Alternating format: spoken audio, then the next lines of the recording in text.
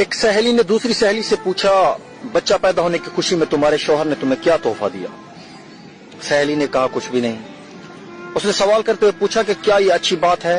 क्या उसकी नजर में तुम्हारी कोई कीमत नहीं? लफ्जों का ये जहरीला बम गिरा कर वो सहेली दूसरी सहेली को अपनी फिक्र में छोड़कर चलती बनी। थोड़ी देर बाद जोहर के वक्त उसका शौहर घर आया और बीवी का मुंह लटका हुआ पाया। फिर दोनों का झगड़ा हुआ, एक दूसरे को लानत भेजी, मारपीट हुई। शौहर ने उसे तलाक दे दी। जानते हैं प्रॉब्लम की शुरुआत कहां से हुई? उस फजूल जुमले से जो उसकी इयादत करने आई सहेली ने कहा था। इस तरह जैद ने हामिद से पूछा, तुम कहां काम करते हो? हामिद, फला दुकान में।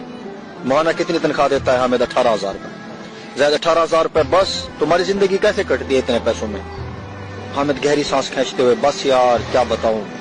मीटिंग खत्म हुई। कुछ दिनों के बाद हामिद अब अपने काम से बेजार हो गया और तनख्वाह बढ़ाने की डिमांड कर दी, जिसे मालिक ने रद्द कर दिया। नौजवान ने जॉब छोड़ दी और बेरोजगार हो गया। पहले उसके पास काम था, अब काम नहीं रहा।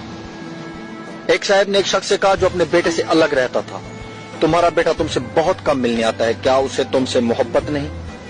बाप ने कहा, बेटा मसरूफ रहता है, उसके काम का शेड्यूल सख्त है, उसके बीवी बच्चे हैं, उसे बहुत कम वक्त मिलता है।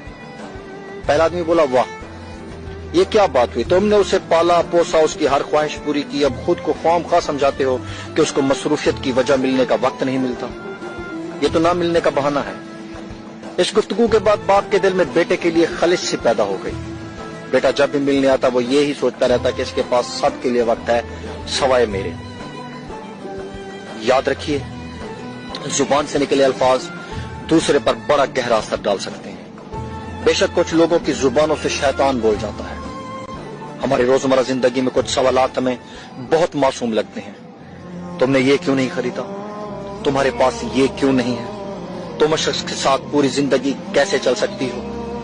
तुम उसे कैसे मान सकते हो? इस तरह के बेशतर सवालात नादानी में या बिला मकसद हम पूछ बैठते हैं, जबकि ये भूल जाते हैं कि हमारे ये सवालात सुनने वाले के दिल में नफरत या मोहब्बत का कौन सा बीज बो रहे हैं। आज के दौर में हमारे इर्द गिर्द या घरों में जो फसादात हो रहे हैं उनकी जड़ तक जाया जाए तो अक्सर उसके पीछे किसी और का हाथ होता है। वो ये नहीं जानते कि नादानी में या जानबूझकर बोले जाने वाले जुमले किसी की जाती जिंदगी को तबाह कर सकते हैं। फसाद फैलाने वाले ना बनो।